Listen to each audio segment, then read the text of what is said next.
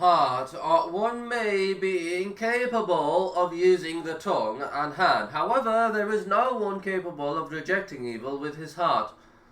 When you forbid evil with your heart, you should stay away from the people of evil and places of evil. Distance yourself from that. Do not sit there and cooperate with them in their evil, and then say, I am rejecting the evil with my heart. This is not sufficient. Rather, it is a must for you to distance yourself from the evil and people of evil without mingling with them, except if you are capable of actually making rectification. But if you cannot make rectification, stay away and protect yourself. Then he said, and your cohabiting with your wives is charity. Cohabiting, al-badu, as it occurs in the Arabic text, means private parts. However, here it implies fulfilling sexual desire.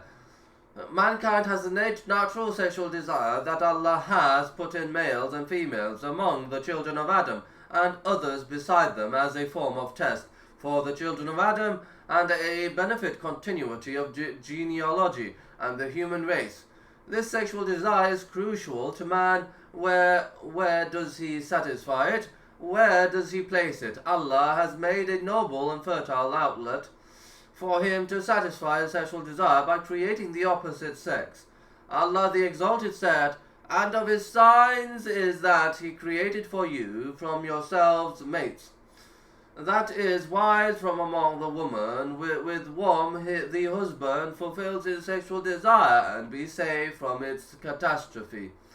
Also, she is the plant and seed in the soil that would produce righteous offspring. So if he restricts his sexual desire to what Allah has allowed, he has charity in that. This is because he has preserved himself and his wife. He has also contributed to the building of the Ummah by producing righteous offspring. As such, there is great good and benefit in this sexual fulfillment, and it would be considered charity for him. The companions were surprised, so they asked, will anyone fulfill his sexual desire and get rewarded from that? He replied, if he were to fulfill it through illicit means, that is, with other than his wife, like the one who commits illegal sexual intercourse or homosexuality, would he have sinned? He asked them about something well known so that this also becomes established with them. Consequently, they said, yes, likewise, if he fulfilled it through legitimate means, he would have the reward. He explained to them how a person will be rewarded for fulfilling his sexual desire with his wife by making an analogy with the one who fulfills it through illicit means and thereby commits sin.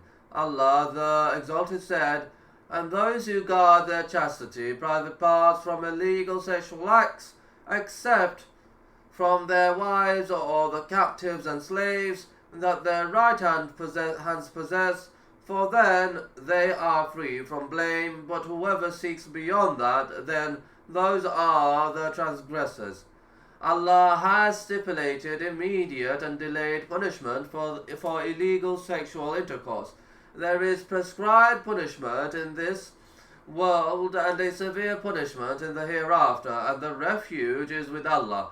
The fornicators and adulterers will be punished in the fire peculiarly, more than the punishment of others, as reported in the Hadith. Some of the people of knowledge stated that this contains proof that qiyas sound analogy is authentic evidence. Since the Prophet employed it, this is one of the proofs allowing the application of qiyas sound analogy in the Sharia. Qiyas is the fourth foundation among the foundations of evidencing in the Sharia. These foundations are the Quran, the Sunnah, ijma, consensus, and qiyas, sound analogy. Qiyas is defined as connecting a subsidiary matter with a basic one in their ruling due to a common cause. So it is a sound proof which was employed by the Prophet. This hadith shows the vastness of Allah's favour and his facilitation of goodness for his servants, and that if you are unable to spend wealth, do not slack regarding these deeds that do not require wealth or stress. It also demonstrates the excellence of the wealthy that spends in charity. The companion's eagerness towards good deeds is also highlighted, and that one should feel remorse if he is unable to do good deeds. If he feels remorse and wishes it, he will be joined with the people of goodness through his intention.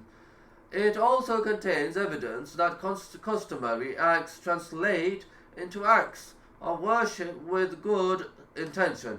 Like a man's fulfilling his sexual desire, this is basically a customary act.